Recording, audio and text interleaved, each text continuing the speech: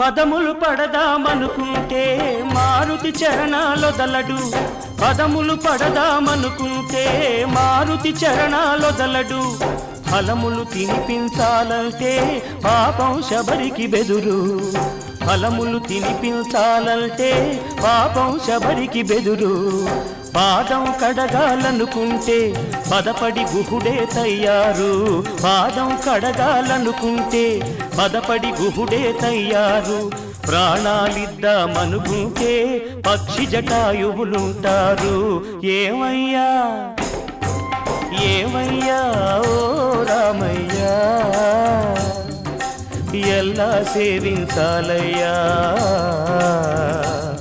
నిన్ను ఏమని కీర్తించాలయ్యా ఏమయ్యా ఓ రామయ్యా